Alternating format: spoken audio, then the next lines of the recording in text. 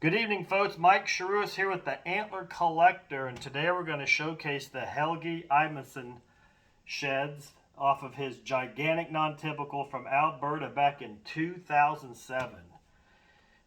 In the winter months of 2006, Helgie actually saw this buck cross the road in front of him, and he told me, he said it was just unbelievable looking. He said this antler here had these tremendous drops hanging down. And when these were found, when this antler in particular was found, it appears almost like maybe coyotes or some sort of animal may had chewed off the ends of those drops. They get kind of soaked with blood and soft, and not necessarily soft, but they can just have a lot of odor to them. And the animals, especially coyotes, they would probably start chewing on it and enjoying it for a snack.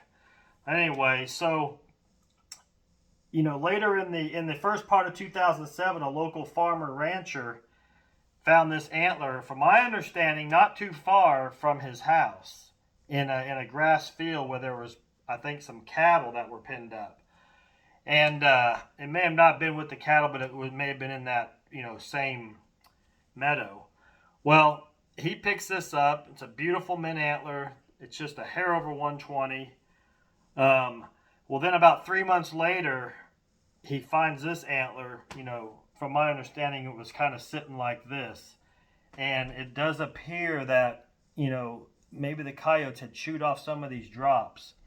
I believe Helgie told me that when he saw it, these were hanging way down, lower. And which, man, would have added a lot to the score. Regardless, these antlers still, with no spread, net 260 inches. This antler is 147 inches, and this one's 120. That's 267 no spread. Give it with the side-to-side deduction. These net with no spread 260. With an estimated spread, you're looking at possibly around a 290-inch non-typical. Just fabulous.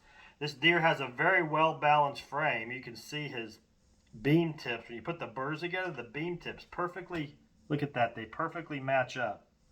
It's an 8-point frame with split G2s, just an 8-point. Has humongous mass out here on the beam. I want to set this shit down, just kind of show you this. But like this mass out here is just, look at that. Just tremendous. This is so beautiful. As an antler collector, I can't think of a more unique, non-typical set to have in the collection. They're just loaded with character.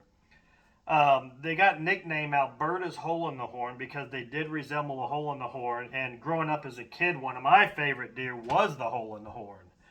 And I just loved it for a non-typical. So I knew about this antler for quite some time. And I had a friend go up, he was up in Canada, and he went by the guy's place.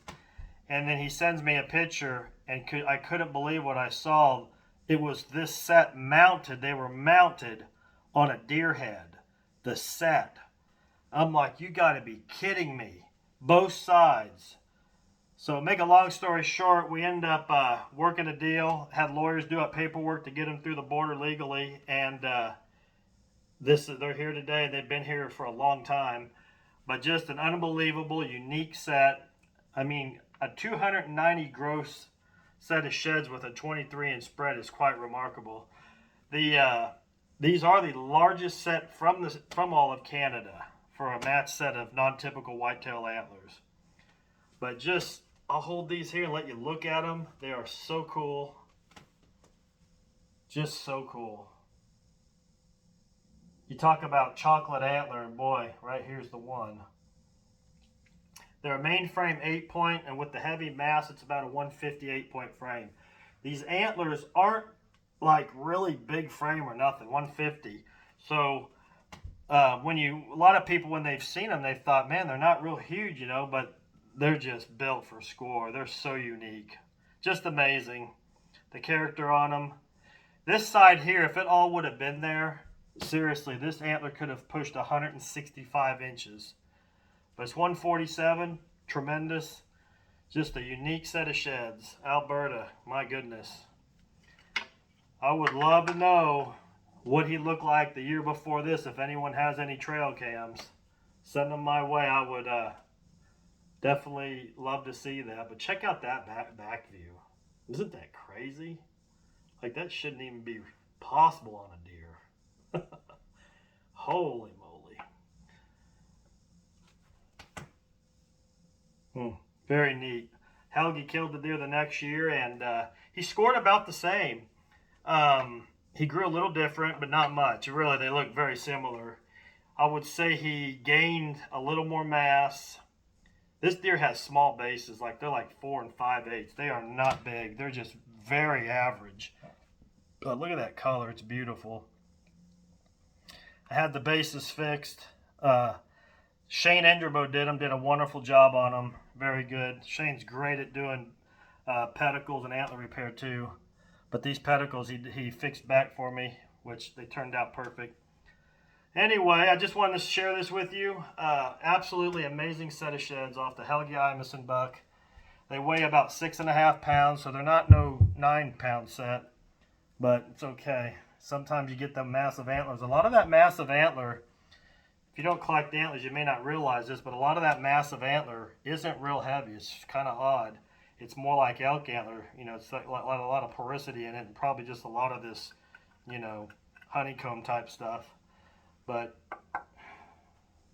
I'm not complaining. That's one whopping set of sheds. You guys have a wonderful evening. We will talk to you again on the next go around. See you soon. Have a good night. Thank you.